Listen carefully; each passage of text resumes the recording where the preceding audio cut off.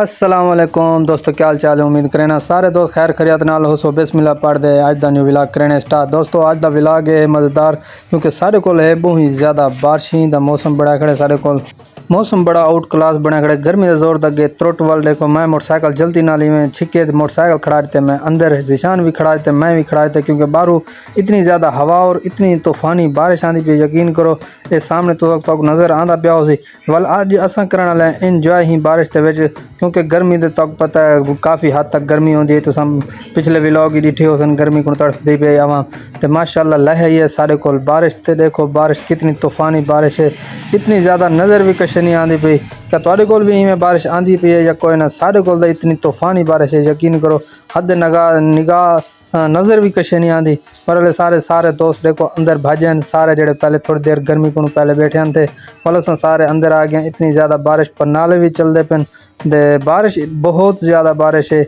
तो बाकी जुलते हैं छोरों का अपने दे दें क्या रूटीन है उन्होंने। वाल बारिश के अज मेरा मूड बनया खड़ा। देखो मैं केड़ा खुश था खड़ा बारिश से। मूड मेरा धावन का। शानी बिरा को पुछता पिया, शानी आते ठीक है बस आप इवें धांदे पे उनका शगिर्द भी खड़े, दुकान शुकाना सारे इवें समझो हम बाहर निकले बैठे। ए जी शान भी बैठे आते, बहुत मज़ा आया बैठे, क्योंकि तो पता है गर्मी इतनी है पहले वो भी ये भी इंजॉय करना बैठे। बाकी असा भी इंजॉय इवें समझो हम बस कपड़े शपड़े लहने थोड़ा जहा इंजॉय करें बारिश के। बारिश नित वाल नहीं आती। बाकी ये देखो सारे कमरे छत्ता भी त्रिमद्या पे, पानी तले आता पे, क्योंकि तूफानी बारिश इतनी ज़्यादा है। इवें समझो अंदर पानी वड़ता पे। बाकी तुहाडे वाले इलाके किवें है बारिश? तुहाडे वाले इलाके आंदी पई है बारिश? कोई ना कमेंट दे तुसां भी लाजमी अपनी राय का इजहार करे। सो बारिश जिवें ज़्यादा तई बाद शोर शुरू थी पे तोरा भिरा भी आ गए ही बारिश के। गर्मी क्यों तक पता गर्मियाँ बड़ा बर्दाश्त की खड़ा से। अज 2-3 महीने थी गए 4 महीने। तो मैं के वाल चलो ही बारिश ते आप भी आज धां गिनूँ वाल माई में धांधा कड़ा पर जानवर भी वध्यान थे। वाल जानवर को मैं अपने को गया उतना कन बिरा खोल दिया। वाल बारिश लाए पी वो भज गए घर।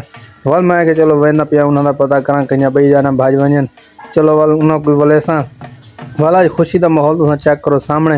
वाल खाया जो जानवर को डिठे में चुगते चरते खान। मैं कि चलो इन्हों को खड़ान दे हाली ये भी इंजॉय कर गिन बारिश के। मैं भी इंजॉय कर गिना। वाल मेरे को जो डिठे में ज़्यादा हूँ सर्दी लगन पाएगी धाक धूक दम। वाल मैं कि हूँ वापस वेना वापस दुकान के उत्ते, क्योंकि सर्दी इतनी ज़्यादा लगन पाएगी। बारिश इतनी तूफानी बारिश है सारे को हालत तुम मेरे सामने देख सकते हो। कैमरे दे पानी अगू कैमरे दे भी आया वे। बाकी सारे दुकान वाले वो भी धावन पै गए सामने चेक करो। तो वाल सारे को आंदा पे सामने शफ्तर भाई आंदा पे बारिश के वधा। तो ये इतना वधा पुल के उत्ते वाल जो बारिश डिठी सी यही टोर पे हूँ भाई मैं वेना घर।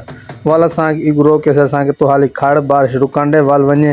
लेकिन वाल उनके कम देखो वाल ए परनाले दे अगू परनाले चलते खड़न उन्होंने अगू धावन पै गए। मैं कि यार चलो तू धां गन ते को सर्दी कोई गर्मी ज़्यादा लगी वधिया मेरे को लगता है। वाल चलो एक धावन थे क्योंकि तक पता है भोला जवान आई। वाल असा इन ज़्यादा छेड़छाड़ नहीं की थी। असा को इंजॉय करें असा के असा भी इंजॉय करें खड़े। तू भी इंजॉय लाला कर, ये ज़िंदगी इंजॉय है। इंजॉय नहीं तो वाल कुछ भी नहीं, क्योंकि पहले तो पता है असा ही गर्मी के पिछू असा नारान कगान गयो से जितनी डी असा उथा कन लैन नहीं असा उथा कन कोई बारिश डिठी। वाल इन बाद हफ्ता थी गया सारे को इतना ही समझो मरी लग्या खड़े। बारिशी मानसून का जो सिलसिला है सारे को काफ़ी हद तक है पिया। बाकी माशाल्लाह फसलें भी अच्छा पेन, एक गल कहनी फसलें भी काफ़ी अच्छा पेन।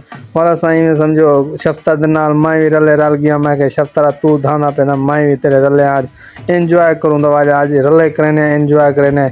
बोले सामने 10 भी धांधे करें असा भी सामने शान भी बैठे थे सारे तमाशा देखने वाले। लेकिन असा नहीं रुकते पे असा के भाई आज असा इंजॉय फुल इंजॉय वालों सारे वीडियो बनाने वाले पर हो। लेकिन मैं कि भाई कोई गल नहीं। बाकी तुसा भी इवें इंजॉय किते बारिशें कोई ना कमेंट दसे सो तुसा। बाकी असा अज इवें समझो बचपन ने यादां ताज़ा की दिखना, क्योंकि बचपन में तो पता है धांधे से अज वाल इवें धावन पै गए। वाल इन बाद बारिश गई है बिल्कुल रुक।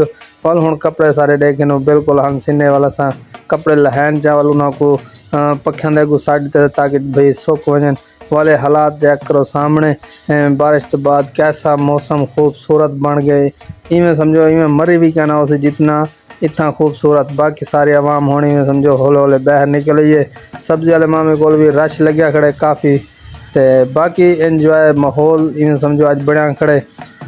वाल मैं तो को जवान दिखेंदा पिया जै इंजॉय सिर्फ नहीं किया पूरा हफ्ता थी गया बारिश के ई बंदे ने जो इंजॉय नहीं किया। ये बंदा देखो सिर्फ बस ये बोतलां पींदा पे इको गोलियां बोतलां लगियां खान बाकी कोई मसला कि नहीं है कि यार मैं बीमार बंदा तू मेरी गाल ना कर बाकी उम्मीद है आज की वीडियो अच्छी लगी हो सी।